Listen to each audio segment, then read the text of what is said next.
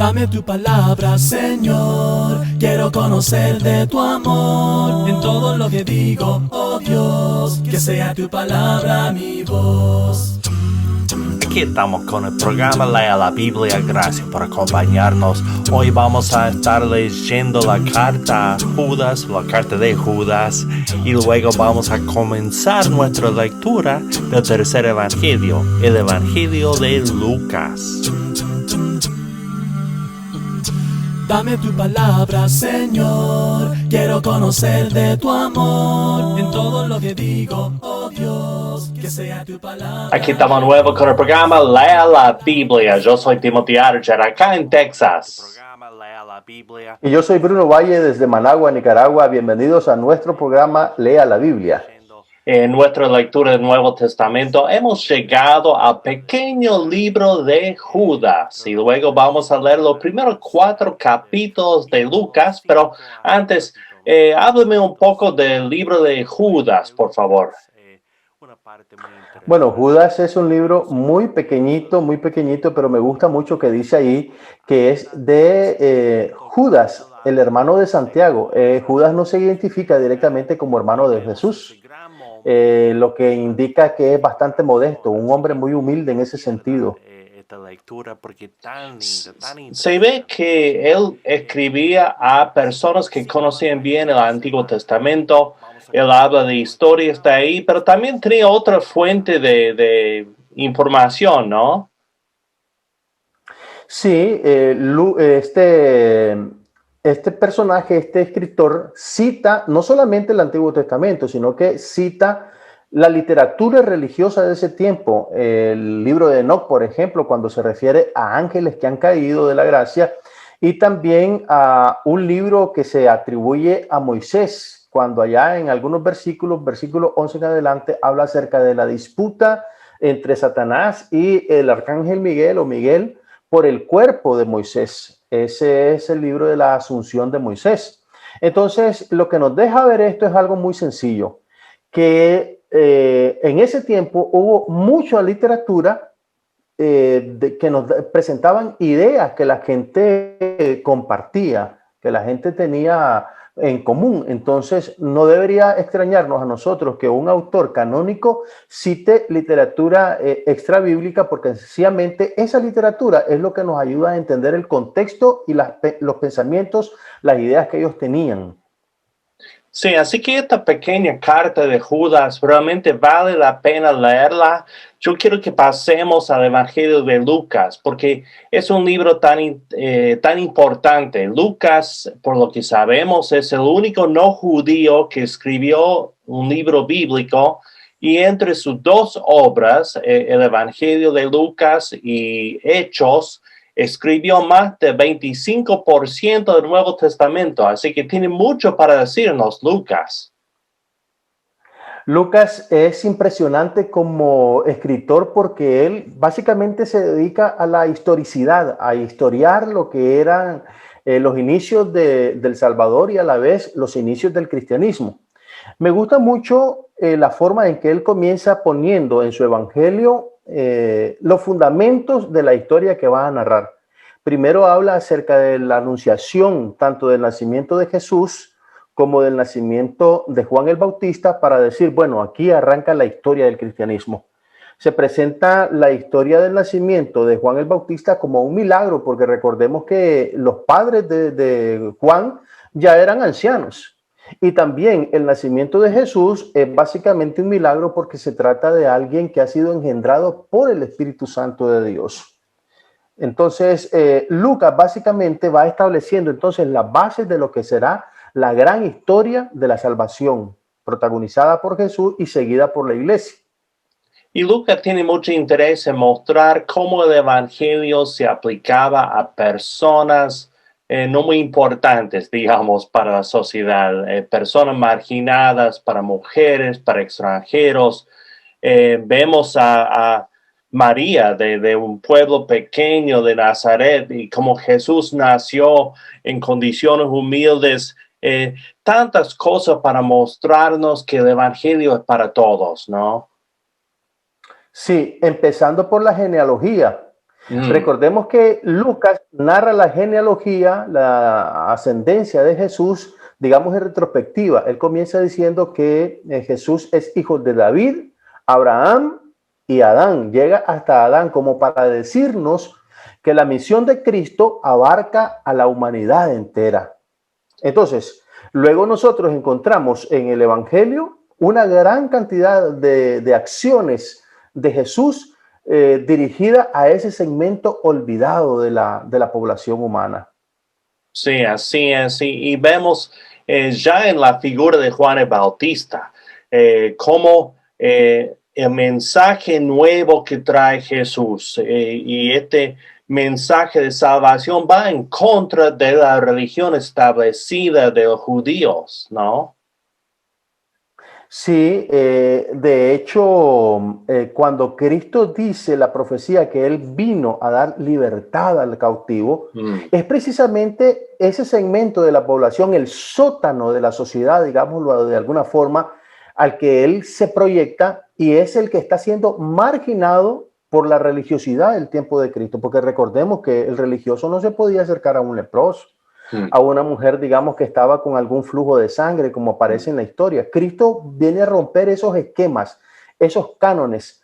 Y cuánto sería maravilloso que nosotros, los cristianos de nuestro siglo, pudiéramos tener esa forma de cristianismo, de espiritualidad, como la tuvo Jesús, que no discriminó a nadie, sino que se dirigió a ese segmento tan lastimado del segmento de la población humana, esa gente abandonada, el enfermo, el pobre, el que ha fallado incluso, y que Cristo lo rescata con el Evangelio. Sí, estaba citando antes lo que Jesús leyó en la sinagoga de Nazaret.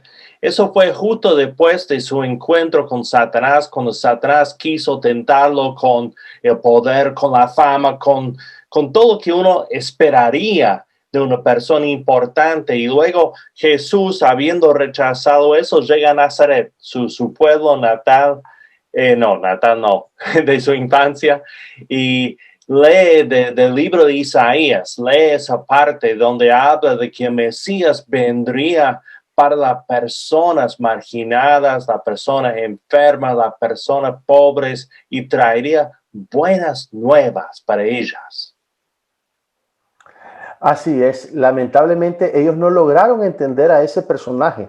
E incluso cuando estaba Jesús en la sinagoga, recuerda, tal vez todos los sábados ellos leían a Moisés y la ley y decían: hermanos, probablemente nosotros vamos a ser la generación que va a ver al Mesías. Démosle gloria a Dios. Y cuando el Mesías llegó y estaba delante de ellos, no lo reconocieron porque ellos esperaban ver a una persona igual, religiosa como ellos, una persona que descalificara a medio mundo y que tratara de buscar la salvación de acuerdo a sus principios y a sus parámetros.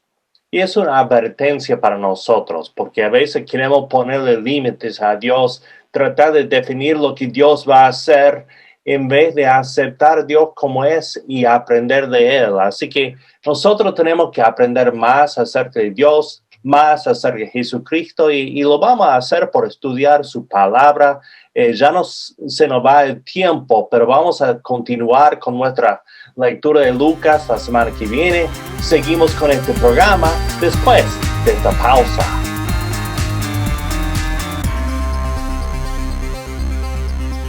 Esta es la carta de Judas en 60 segundos, con solamente 25 versículos. Esta carta fue escrita por Judas, el hermano carnal de nuestro Señor Jesucristo.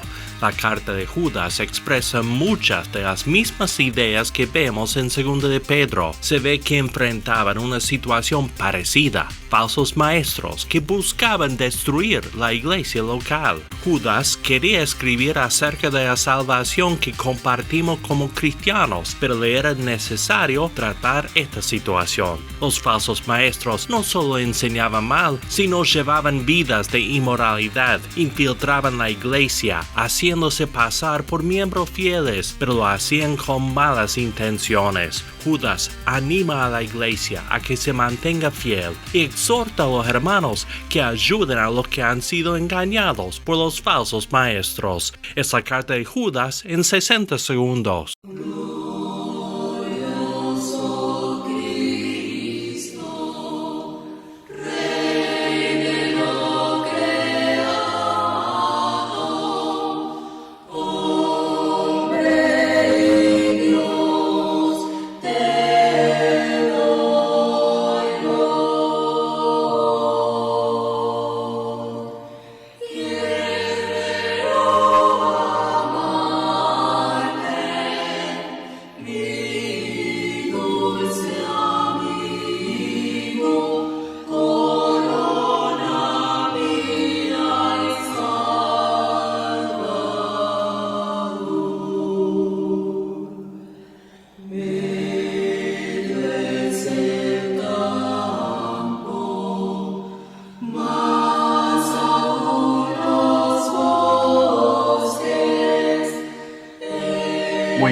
Continuamos con este programa, Lea la Biblia. Nosotros en este año estamos leyendo el Nuevo Testamento y ya estamos leyendo el Evangelio de Lucas en esta temporada de fin de año.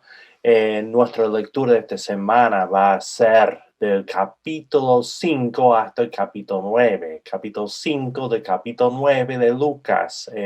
Una parte muy interesante. Vemos el comienzo del ministerio público de Jesús hasta ese momento cuando Él habla de sus seguidores acerca de su identidad y vemos ese gran momento de la transfiguración. Así que no pierda esta lectura porque es tan linda, tan interesante. Así que Lucas 5 a 9 en esta semana. Vamos a continuar con este programa después de esta pausa.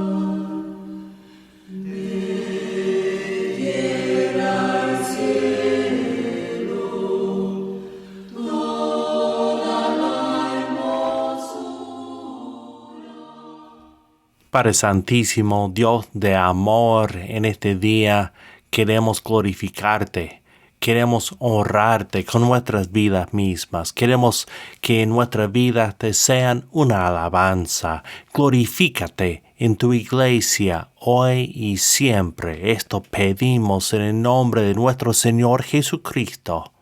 Amén.